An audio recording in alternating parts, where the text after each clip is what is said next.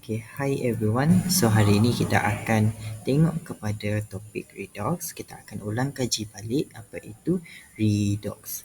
Jadi, okay, so we start Okay, so redox bila kamu belajar dalam bab 1 kimia, okay, kamu kena tahu dia punya definition.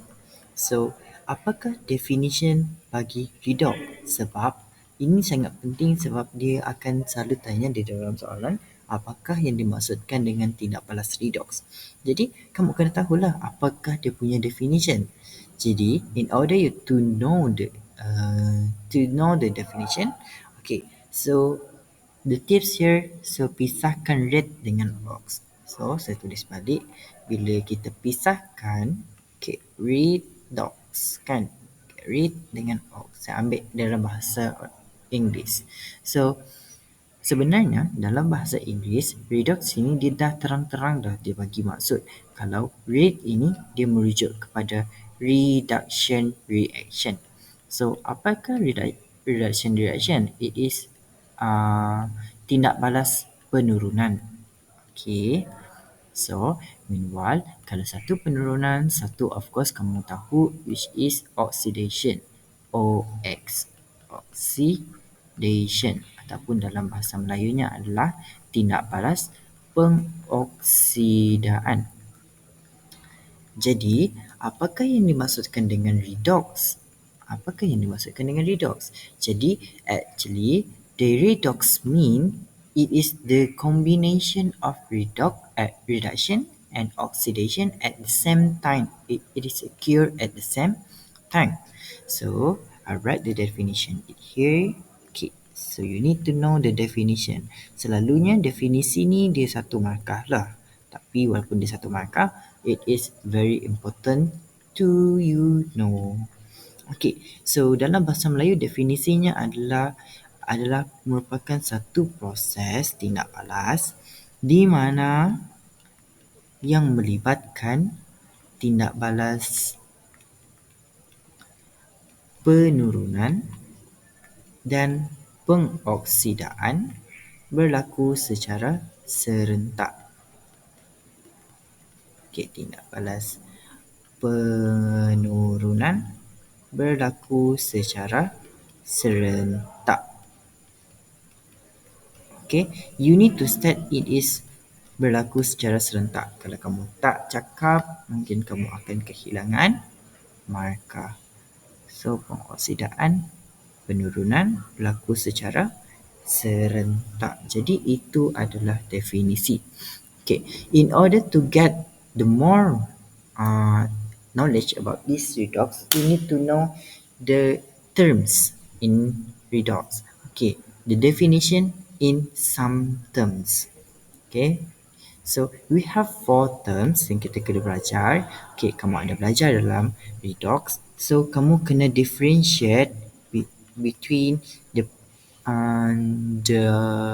reduction reaction and the oxidation reaction in terms of the first one in terms of oxygen. Okay, oxygen O2. Number 2 is oxidation number.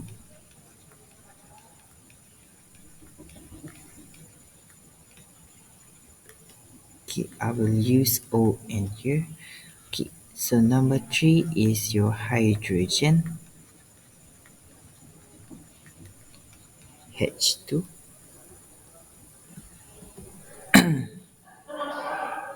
And the 4 is the electron. Your E. Okay, so I will use this one. I will start this as O. This one is O N H and E. So I will make a table.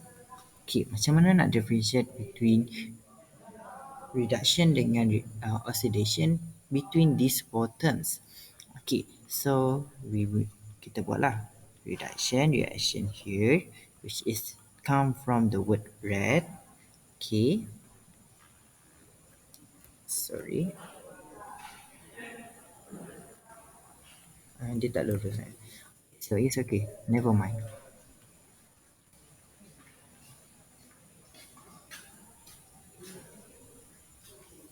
And the ox, which is oxidation. So we will write again O O N H E on the both side. O O N H E. So I usually, to remember this one, I will remember O first, the oxidation. O O O meningkat. Okay, O O O meningkat. So means to be oxidation, oxidation number, dia akan meningkat. Okay. Kalau meningkat, satu akan vice versa, dia akan menurun untuk reduction. And kalau dua ni dah meningkat, okay, so of course untuk H dan E dia akan menurun. Dan vice versa juga untuk yang di sebelah, dia akan meningkat. Kalau kamu hafal O O O naik tu, okay, it is membadai. Sampai situ sahaja membadai. Selebihnya kamu hanya tukar sahaja dia punya simbol. Okay, so dalam nak jawab dia punya soalan nanti, kamu tak tulis dia meningkat ataupun menaik. Tapi dia ada certain terms yang kita gunakan. Kalau contoh, oksigen di sini, kita tak kata oksigen dia berkurang. But kita akan kata oksigen dia akan hilang. Kehilangan oksigen. Loss of oxygen. Okay, loss of oxygen. Okay, kalau satunya kehilangan oksigen, satu dia akan jadi dia akan gain oksigen. Okay, gain oksigen ataupun dia akan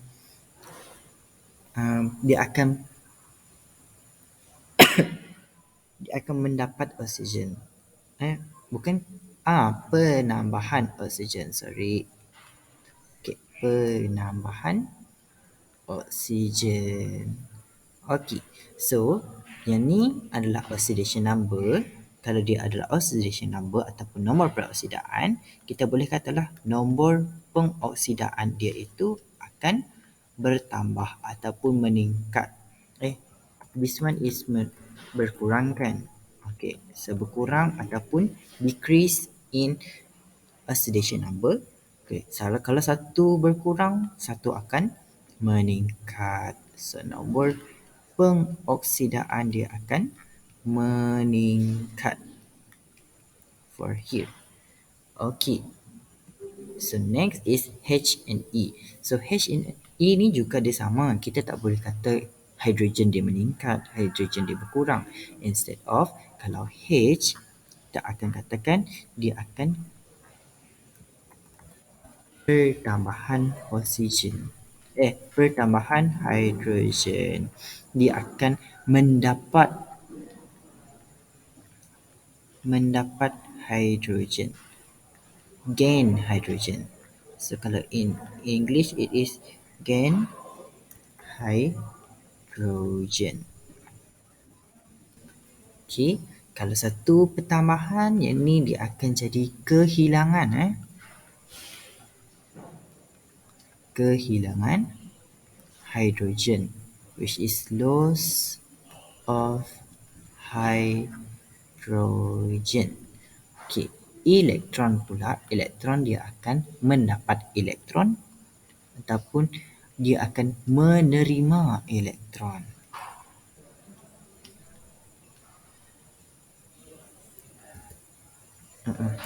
Dia akan menerima elektron. Kalau satu ni dia akan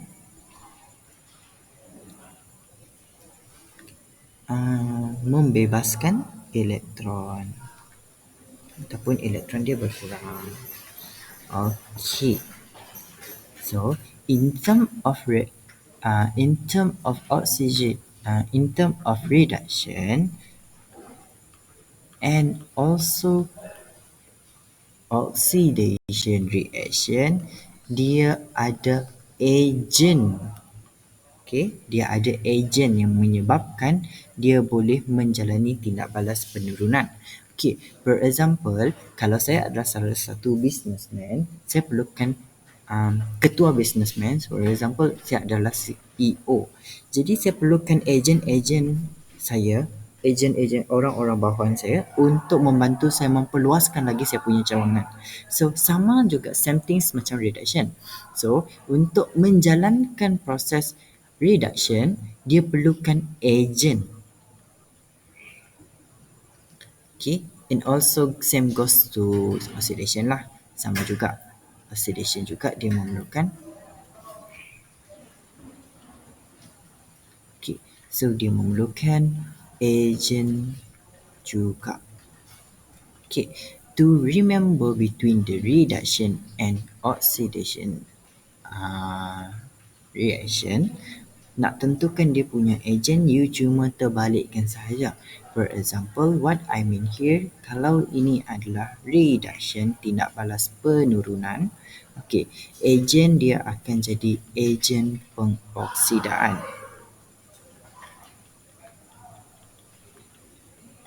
Okay, terbalik sahaja. Oxidation agent. Okay, so kalau dia adalah oxidation reaction, okay, agent dia akan jadi agent penurunan, which is red. So, kalau kamu nak tentukan dia punya agent, you just terbalikkan sahaja daripada punya tindak balas. Jangan keliru pula agent pengoksidaan dia adalah merujuk kepada tindak balas penurunan. Kalau dia adalah ejen penurunan, dia merujuk kepada tindak balas pengoksidaan. Okey, so di dalam ni dia ada dia ada bahan-bahan yang famous. Okey, a specific bahan yang famous. Jadi nak tahu bahan yang famous itu, kamu kena hafal lah dia punya a certain bahan yang dia gunakan. Okay. Okay. So untuk tindak balas penurunan, okay, untuk tindak balas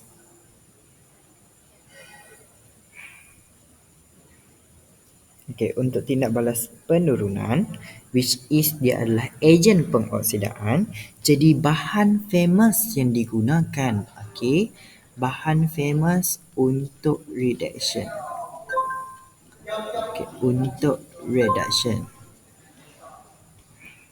kita akan gunakan CBI molecule dalam keadaan molekul.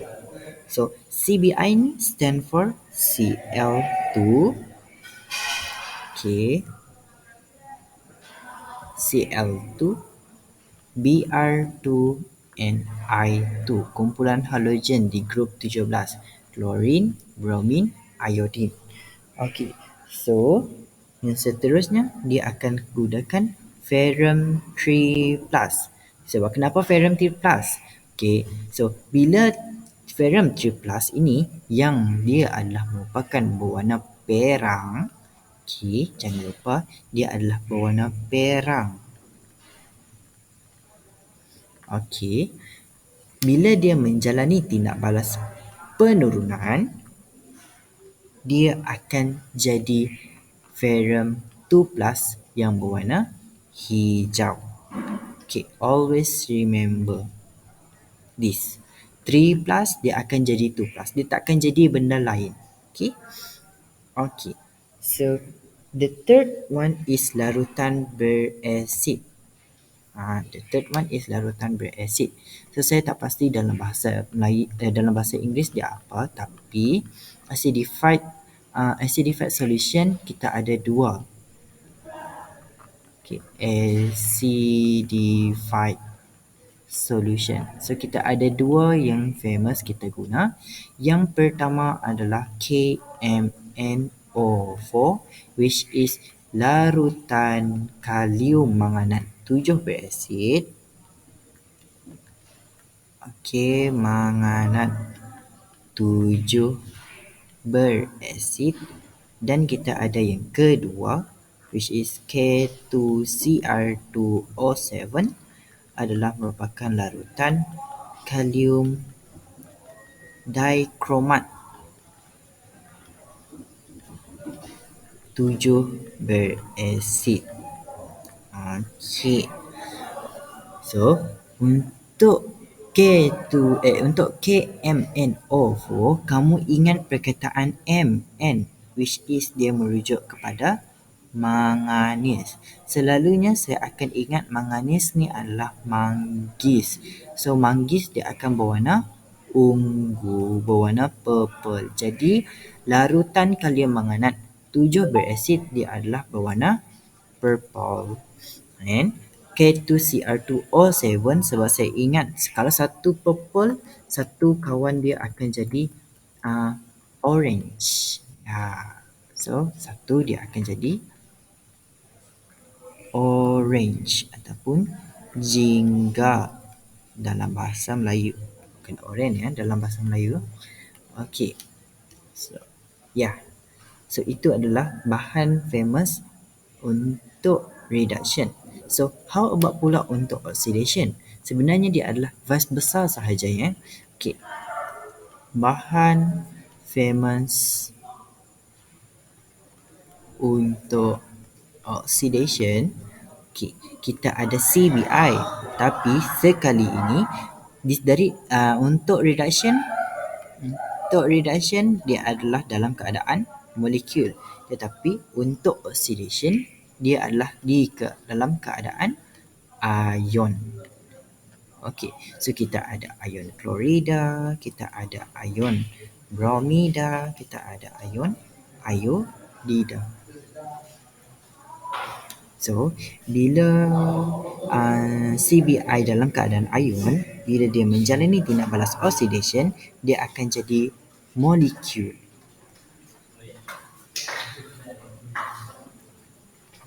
Molekul bromin dan juga molekul iodine. Kalau yang tadi tu, this one, dia akan jadi chlorine ion, ni akan jadi bromine ion, dan yang ini akan jadi iodine ion, iodide ion. Okey. Seterusnya, kalau di sini bermula daripada Fa3+, jadi untuk oxidation,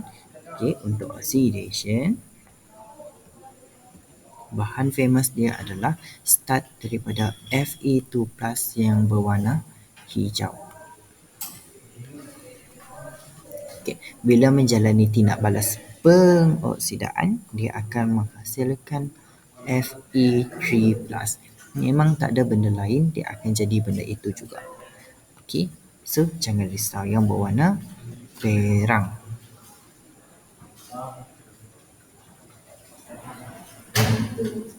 Okey, so dan seterusnya untuk oxidation, dia ada dua tu saja. Okey, ada satu lagi yang saya terlupa, iaitu atom.